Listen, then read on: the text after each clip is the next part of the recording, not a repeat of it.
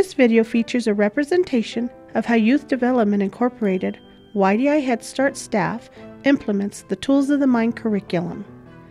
As demonstrated by Valerie Gutierrez, YDI Head Start teacher, and Roxana Stuft, YDI Head Start teacher associate at YDI Head Start, Marianne Benford.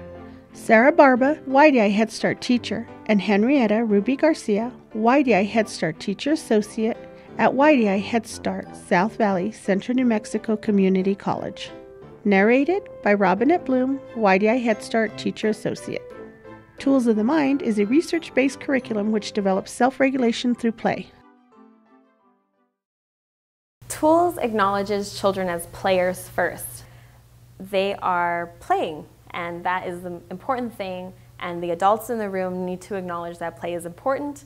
This is a manual of how to facilitate play. How do we let children play with each other? Not as much about, how do we get children all on the same level, or how do we get children, to learn the exact same skills at the exact same time. It's flexible, it's very individualized, so children are looked at as someone at a certain skill level in play. School readiness skills are developed in small group, game-like activities utilizing mediators, private speech, and shared activities. A mediator is an object or an action which a child can use by himself to remember what to do, attend to something specific, and gain control over his actions. Private speech is simple language which a child says out loud that guides his actions and is eventually internalized. Shared activities are activities among or between children involving specific roles and a check on the outcome in respect to a common task. The underlying thing for all of the activities is self-regulation. Self-regulation is defined as the ability to stay on task, ignore distractions, hold two strategies in the mind at the same time, and to remember on purpose. Self-regulation is critical for future school success. Self-regulation skills are learned. The opening group, your responses that you get from your classroom are choral responses. So you're not calling on individual children, which takes a lot of the pressure off, but also gives children a chance, to respond. Math and science also, there's a lot of socializing. There's a lot of socializing that goes on in all of the activities. So they're not asked to be quiet at any time. There are parts of it that require that they listen to directions or they listen to a friend, but that's part of social skills, is listening. And over time, the social aspects of play are developed through different activities. It's really about where you are as a mature or immature player and what can we do to help you through this and create an environment where play is really encouraged. Opening group activities consist of message of the day, calendar, share the news, weather graphing, and the freeze game. During message of the day, the teacher models the planning, writing, and reading of a sentence using scaffolded writing, which is the process children later use in play planning. What's my private speech? We are going goose. Very good, goose. Around, down, and up. Going. We are going to play. Very good.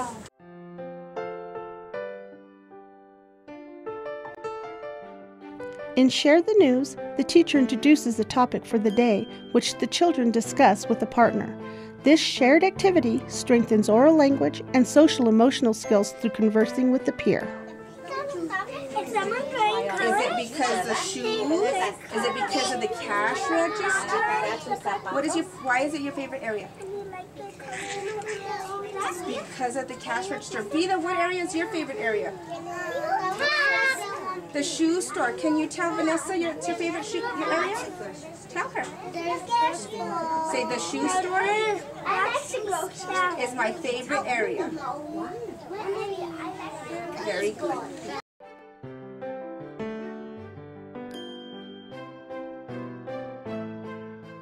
In weather graphing, the children identify the weather outside and the teacher places a sticker or marks on the weather graph. Children learn to read the graph in a context that is meaningful to them.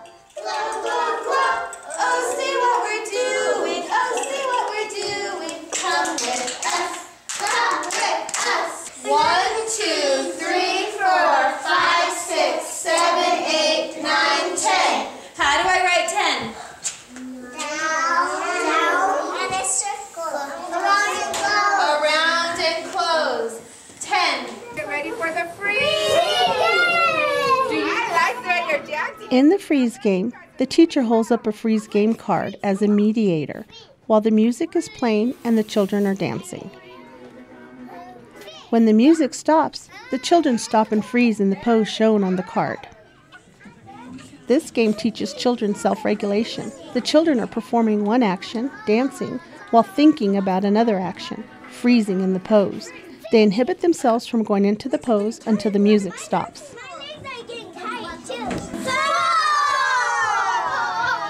Excellent! Aside from the activities covered in opening group, the children also practice self-regulation in activities such as graphics practice and pretend transition.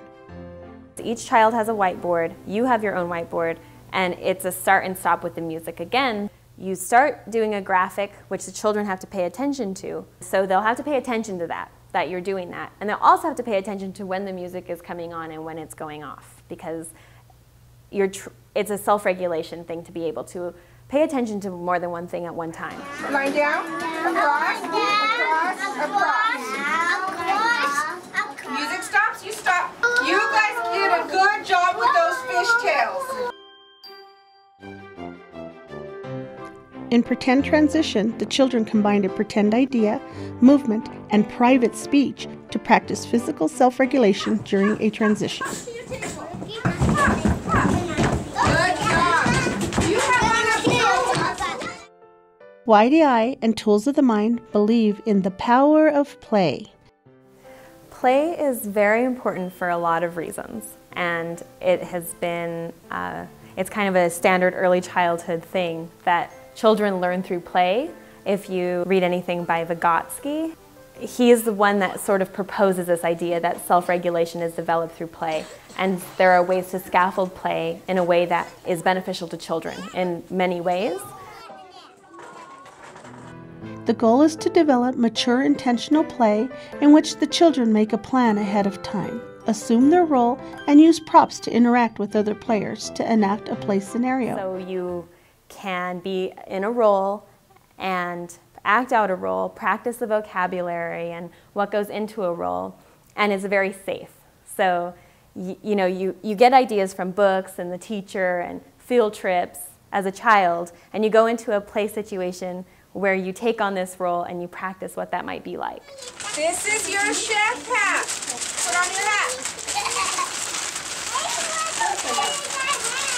Everybody's wearing a hat. Put on your hat.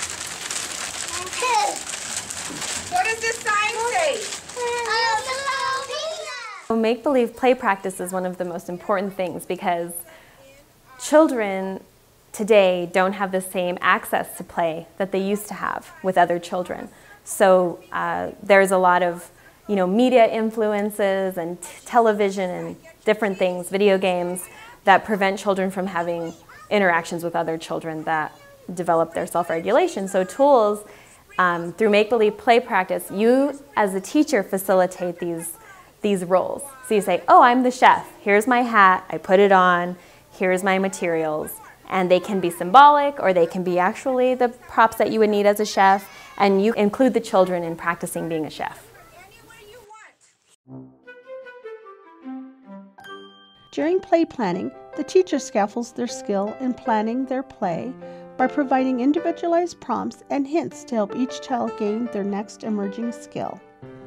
Children learn to draw and write out their plan, which helps them remember what they want to do. The teacher assists them in using language to communicate their plan and enact their ideas with others, but does not direct their play.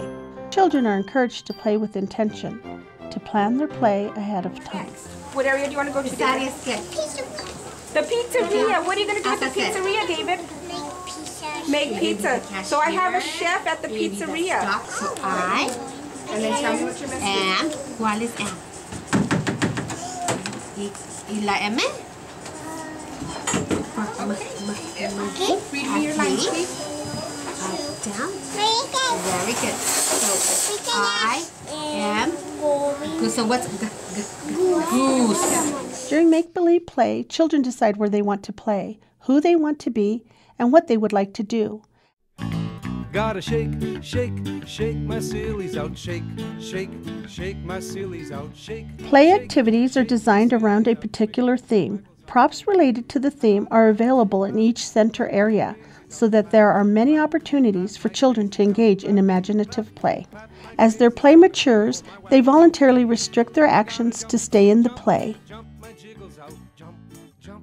We are going to do the measure day today. We are going to dance. 3, 4, 5, 6, 7, 8, 9, 10. What is the weather like today? Sunny! Hey, talk about the aquarium. Talk about the aquarium. I see. My the favorite part was the sharks. My favorite part is the jellyfishes. My favorite part was the seahorses. Now freeze. Cleanup is a part of the day that can be very chaotic. So it's important that the teacher engages the children in a way that they can depend on. So the cleanup song is the same song throughout the year, every day. When this song comes on, the children know it's time to clean up. It's time to put things away. And cleanup is not as enjoyable as play sometimes. So children may not want to do that without some kind of incentive. Music is something that, you know, when it starts, you know something. I mean, you have to do some intentional teaching, but you know, you say, oh, when the music starts, this is what we're going to do, and when it stops, this is what we're going to do. The music is something that they can listen to and pay attention to, and that creates self-regulation because you're paying attention to something and also doing something else at the same time. To implement certain tools, activities, you will need training, but other aspects like buddying children up for different things, or using cleanup songs, pretend transitions are really good, finger plays throughout the day, all those things can be done by a new teacher.